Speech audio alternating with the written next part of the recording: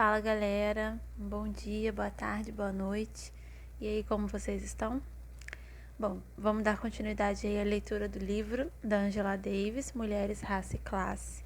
Hoje é a leitura do capítulo 8, onde ela vai falar sobre as mulheres negras e o movimento associativo.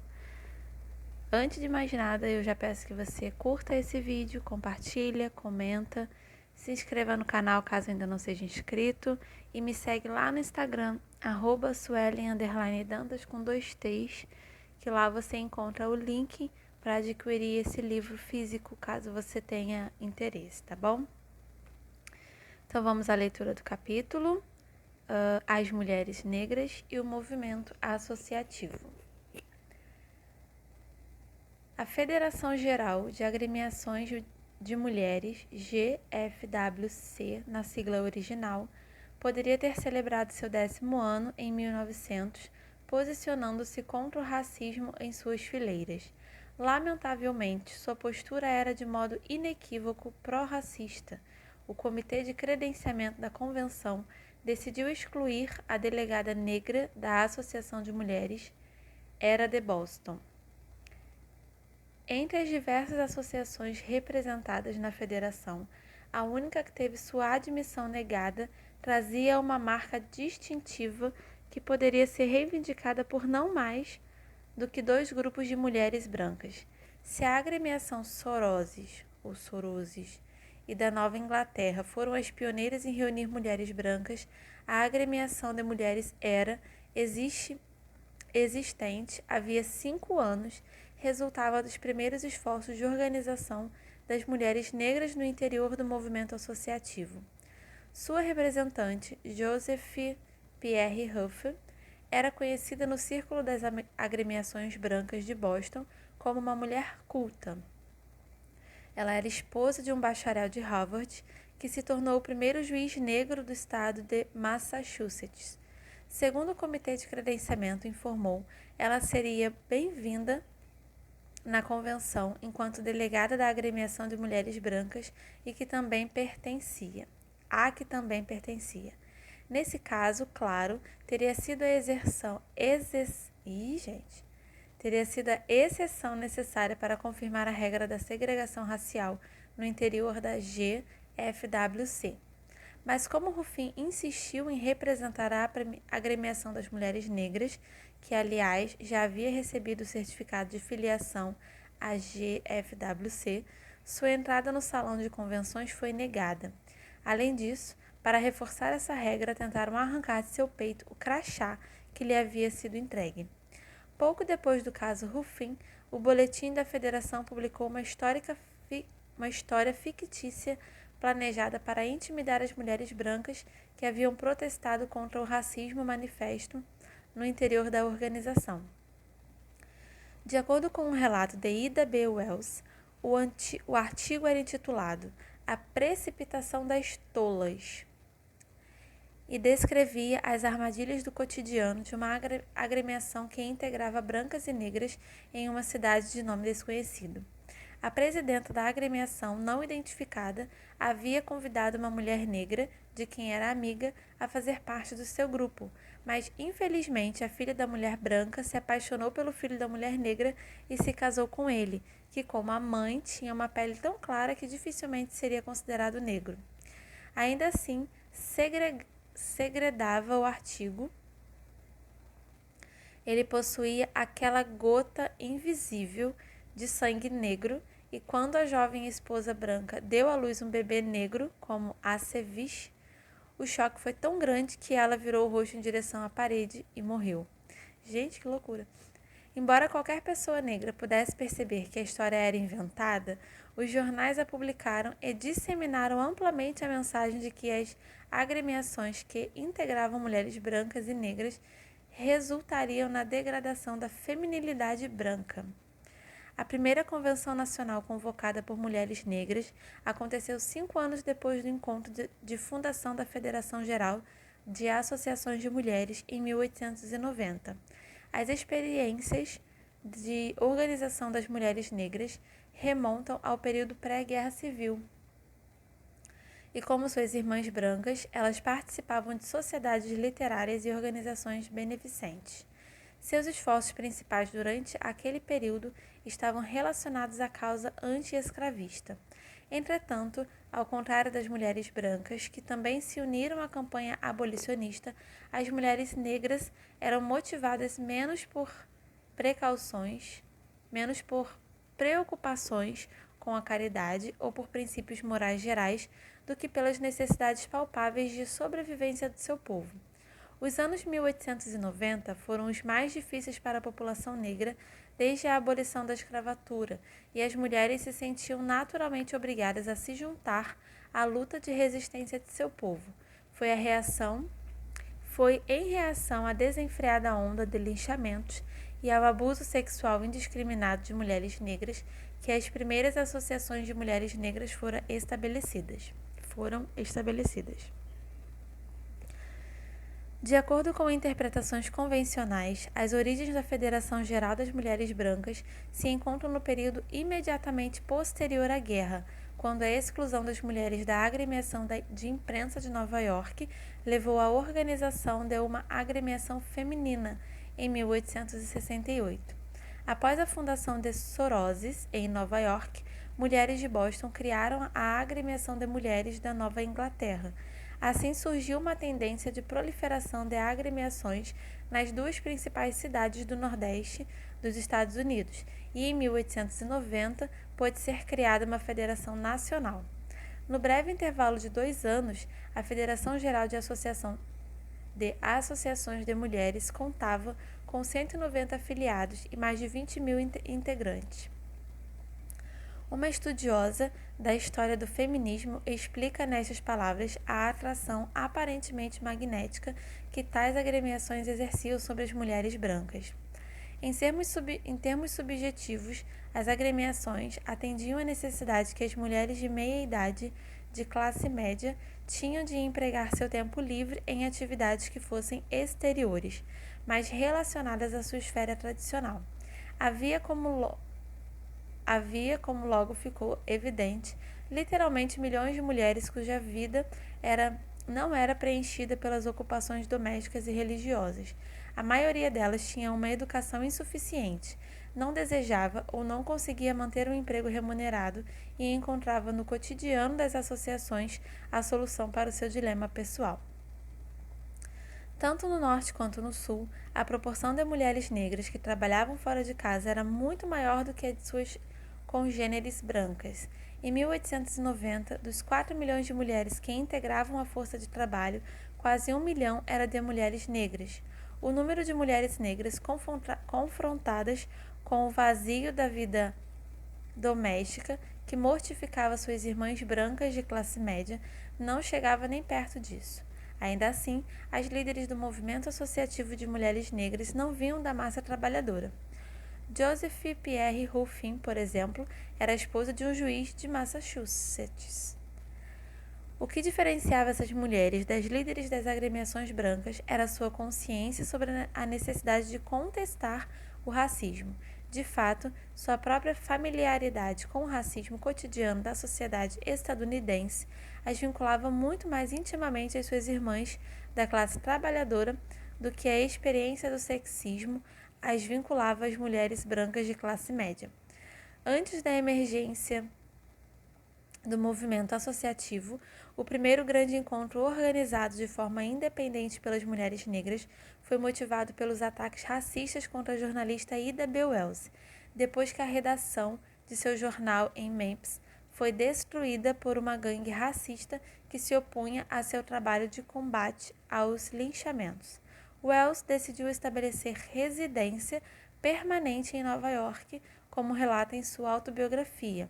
2 mulheres ficaram profundamente emocionadas ao ler seus artigos no New York Age sobre o linchamento de 3 de seus amigos e a destruição de seu jornal.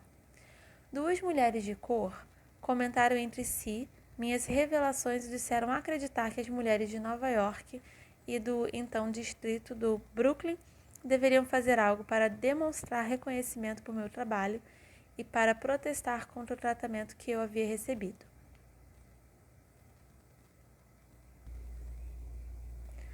Victoria Matthews e Maricha Lyons deram início a uma série de encontros entre as mulheres que conheciam, até que um comitê de 250 mulheres foi encarregado de instigar os ânimos nas duas cidades. Dentro de poucos meses, elas haviam organizado um imenso encontro que aconteceu em outubro de 1892 no Lydia House, em Nova York. Na reunião, Ida B. Wells fez uma comovente apresentação sobre linchamentos. O salão estava lotado, as mulheres de cor mais importantes de Boston e da Filadélfia haviam sido convidadas para essa manifestação. Compareceram e formaram um grupo brilhante. A senhora Gertrude Mossel, da Filadélfia, a senhora Joseph Pierre Ruffin, de Boston, e a senhora Sarah Garnett, viúva de um dos nossos grandes homens, um professor das escolas públicas de Nova York, a doutora Susan McKinney, do Brooklyn, médica pioneira de nossa raça, todas estavam no palco, um grupo sólido atrás de uma moça solitária que sentia falta de casa e estava exilada porque havia tentado defender os homens de sua raça. Ida B. Wells recebeu uma boa soma de dinheiro para a criação de outro jornal e o que sinalizava a relativa prosperidade das líderes da campanha, um broche de ouro em formato de pena. Como consequência dessa inspiradora reunião, as responsáveis criaram organizações permanentes no Brooklyn e em Nova York, as quais chamaram União de Lealdade Feminina. De acordo com Ida B. Wells, essas foram as primeiras associações criadas e dirigidas exclusivamente por mulheres negras. Era o verdadeiro início do movimento associativo entre as mulheres de cor deste país. A agremiação de mulheres era de Boston, posteriormente banida da GFWC. Era resultado de um encontro convocado por Josephine Pierre Ruffin por ocasião da visita de Ida B. Wells à cidade. Encontros semelhantes em que Wells discursou levaram à formação de agremiações permanentes em New Bedford, Providence e Newport, e mais tarde em New Haven. Em 1893, um discurso contra os linchamentos proferidos por Wells em Washington levou a uma das primeiras aparições públicas de Mary Crush Terrell, que veio a ser a presidenta fundadora da Agremiação Nacional das Associações de Mulheres de Cor. Ida B. Wells era muito mais do que um chamariz para as mulheres negras recrutadas para ingressar no movimento associativo. Também era uma organizadora ativa que teve a iniciativa de criar e que presidiu a primeira agremiação de mulheres negras de Chicago. Depois de sua primeira excursão pelo exterior em campanha contra os linchamentos, ela colaborou com Frederick Douglass na organização de um protesto contra a Feira Mundial de 1893. Graças a seus esforços, um comitê de mulheres foi instituído para arrecadar dinheiro para a publicação de um folheto a ser distribuído na feira, intitulado O Motivo pelo qual o estadunidense de cor não está na Exposição Colombiana Mundial. Depois da Feira Mundial de Chicago, Wells persuadiu as mulheres a criarem uma agremiação permanente, tal como as mulheres negras haviam feito nas cidades do Nordeste. Algumas das mulheres convocadas por Wells vinham das famílias negras mais ricas de Chicago. A senhora John Jones, por exemplo, era esposa do homem de cor mais próspero de Chicago na época. Vale observar, entretanto, que esse bem-sucedido homem de negócios havia trabalhado anteriormente na Underground Railroad e liderado o movimento de combate às leis que restringiam os direitos da população negra livre com Illinois. Além das mulheres que representavam a incipiente burguesia negra e das mulheres mais proeminentes na igreja e na sociedade secreta, havia professoras, donas de casa e alunas do ensino médio. Entre as quase 300 integrantes da Agremiação de Mulheres de Chicago, em uma de suas primeiras missões como ativistas, elas levantaram fundos para processar um policial que havia assassinado um homem negro. As integrantes do movimento associativo de Chicago estavam obviamente comprometidas com a luta pela libertação negra. A pioneira agremiação de mulheres era, de Boston, manteve o árduo trabalho de defesa da população negra, encorajado por Ida B. Wells em seu primeiro encontro. Quando a Conferência Nacional da Igreja Unitarista se recusou a aprovar uma resolução contra os linchamentos, as integrantes da nova agremiação divulgaram um firme protesto em uma carta aberta a uma das mulheres mais importantes da congregação. Nós, integrantes da agremiação de mulheres ERA, acreditamos falar por todas as mulheres de cor da América. Como mulheres de cor, sofremos no passado e ainda sofremos muito para sermos cegas ao sofrimento dos outros. Mas naturalmente estamos mais intensamente sensíveis ao nosso próprio sofrimento do que aos dos demais. Portanto, sentimos que seríamos falsas com nós mesmas, com nossas oportunidades e com nossa raça, se mantivéssemos o silêncio em um caso como esse. Temos suportado muita coisa e acreditado com paciência. Vimos nosso mundo ser destruído, nossos homens serem transformados em fugitivos e andarilhos, ou sua juventude e sua força se perderem na servidão. Nós mesmas somos diariamente barradas e oprimidas na corrida da vida. Sabemos que cada oportunidade de avanço, de paz e felicidade nos será rejeitada. Cristãos e cristãs se recusam a abrir suas igrejas para nós. Nossas crianças são consideradas alvos legítimos para insultos. A qualquer momento, nossas jovens podem ser empurradas para vagões fétidos e sujos, e não importa quais sejam suas necessidades, podem ser privadas de comida e abrigo. Após mencionar a privação educacional e cultural sofrida pelas mulheres negras, a carta de protesto convocou um grande clamor contra os linchamentos. No interesse da justiça e em nome da honra de nosso país, solenemente levamos nossa voz contra os terríveis crimes da lei de linchamento e convocamos cristãs e cristãos de todos os lugares a fazer o mesmo. Caso contrário, ficarão marcadas como simpatizantes dos assassinos. Quando a primeira Conferência Nacional das Mulheres de Cor realizou sua Assembleia de Boston em 1895, as integrantes das associações de mulheres negras não estavam simplesmente imitando suas colegas brancas que haviam reunido o movimento associativo em uma federação 5 anos antes. Elas se uniram para definir uma estratégia de resistência às investidas feitas por meio de propaganda contra as mulheres negras e a vigência da lei de linchamento. Em reação a um ataque contra Ida B. Wells, realizado pelo presidente da Associação de Imprensa do Missouri, que era a favor dos linchamentos, as delegadas da conferência declararam que se tratava de um insulto à condição da mulher negra e pediram ao país o endosso unânime ao rumo seguido por Wells no seu movimento contra os linchamentos. Fannie e Barrier Williams, que as mulheres brancas de Chicago haviam excluído de sua agremiação, resumiu a diferença entre o movimento associativo branco e o movimento associativo entre seu povo. As mulheres negras, disse ela, acabaram por perceber que o progresso envolve muito mais do que geralmente se quer dizer por meio dos termos cultura, educação e comunicação. O movimento associativo entre as mulheres de cor penetra na subcondição de toda a raça. O movimento associativo é apenas um dos muitos meios para a ascensão social de uma raça. O movimento associativo é bem intencionado. Não é uma moda. É antes a força de uma nova inteligência contra a velha ignorância. A luta de uma consciência esclarecida contra uma sucessão de misérias sociais nascidas da tensão e da dor de um passado odioso.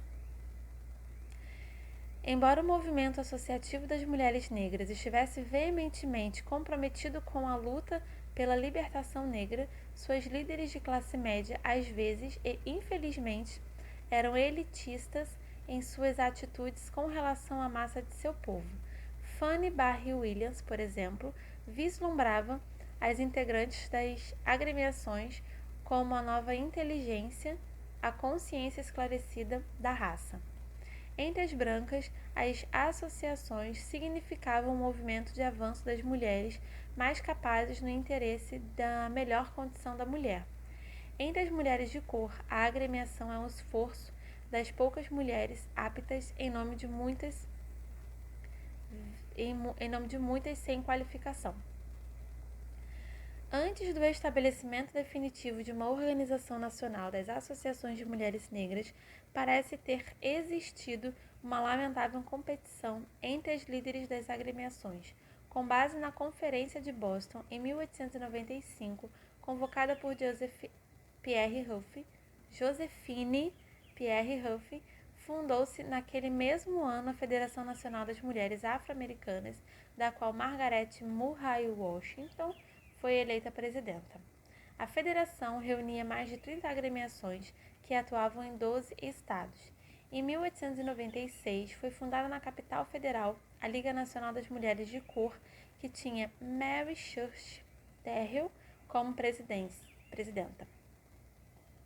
As organizações concorrentes logo se fundiram, formando a Associação Nacional das Agremiações de Mulheres de Cor, que elegeu Terrell como sua principal executiva. Ao longo de muitos anos, Mary Crush Terrell e Ida B. Wells expressariam hostilidade mútua no interior do movimento associativo nacional de mulheres negras. Em sua autobiografia, Wells alega que Terrell foi pessoalmente responsável por sua exclusão da Convenção de 1899, da Associação Nacional das Agremiações de Mulheres de Cor, realizada em Chicago. De acordo com Wells, o temor de Terrell a respeito de sua reeleição como presidenta a levou a excluir a ex-jornalista e a minimizar, durante a convenção, a importância da luta contra os linchamentos que sua rival personificava. Mary Crush Terrell, eu não sei se é crush, gente, era filha de um escravo que, após a emancipação, recebera uma considerável herança de seu pai, o qual era um senhor de escravos. Graças à prosperidade de sua família, ela teve acesso a oportunidades educacionais únicas. Depois de 4 anos na faculdade de Oberlin, Terrell se tornou a terceira mulher negra com formação universitária do país e prosseguiu com seus estudos em várias instituições de ensino superior no exterior. Professora do ensino médio e mais tarde professora universitária, Mary Crush Terrell se tornou a primeira mulher negra a ser indicada ao Conselho de Educação ao Distrito de Colômbia. Se ela tivesse buscado prosperidade e realizações pessoais por meio da carreira política ou acadêmica, certamente teria sido bem-sucedida. Mas sua preocupação com a libertação coletiva de seu povo a levou a devotar toda a vida adulta à luta pela libertação negra, mais do que qualquer outra pessoa. Mary Crush Terrell foi a força motriz que transformou o movimento associativo de mulheres negras em um grupo político forte. Ainda que fosse uma das mais severas críticas de Terrell, Ida B. Wells reconhecia a importância de seu papel no movimento associativo, como ela mesma destacou. A senhora Terrell era, sem dúvida, a mulher mais instruída entre nós.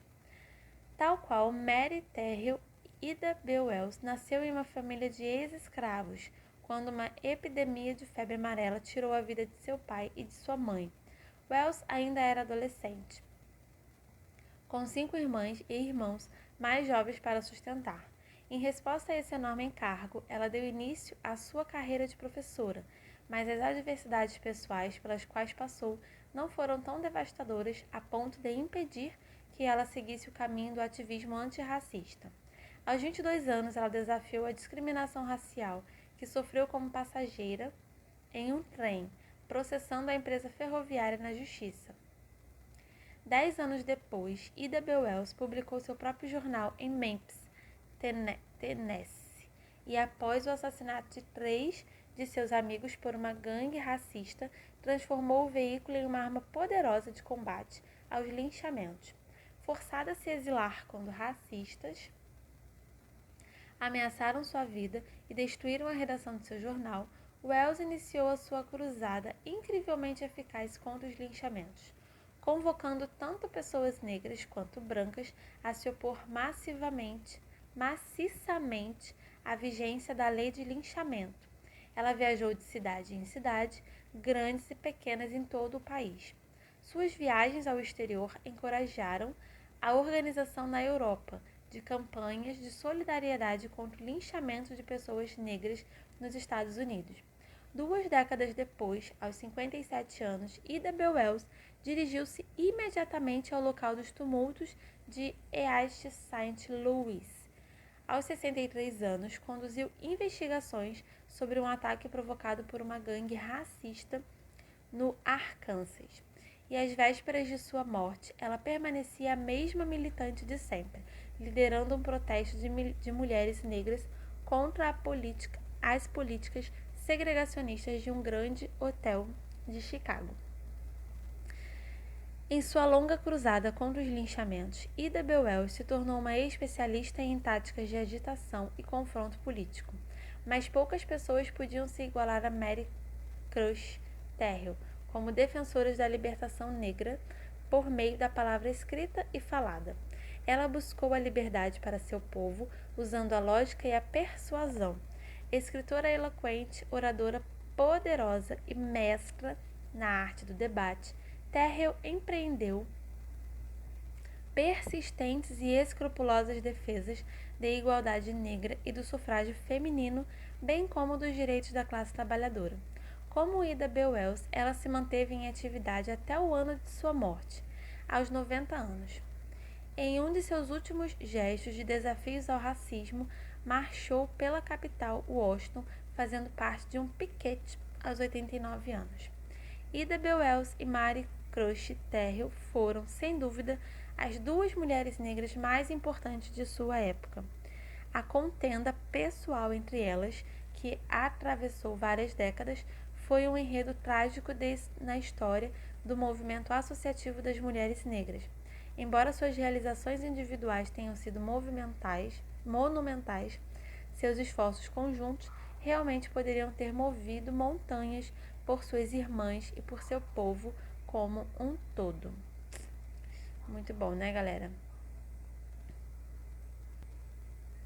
Então é isso, esse foi o capítulo 8 do livro da Ângela. Bem curtinho, né? Um capítulo a gente leu bem rapidinho e bem interessante. Eu espero que vocês tenham gostado da leitura. Se inscreva no canal, curta o vídeo, compartilha, comenta. Me diz aí o que você tem achado das leituras, o que você tem achado desse livro, né? Essa coletânea de informações. O que você tem achado aí do canal, enfim. Comenta aí, compartilha, me segue lá no Insta, Suelen_Dantas com 2 T's. E eu aguardo vocês no próximo vídeo. Um beijão e até mais.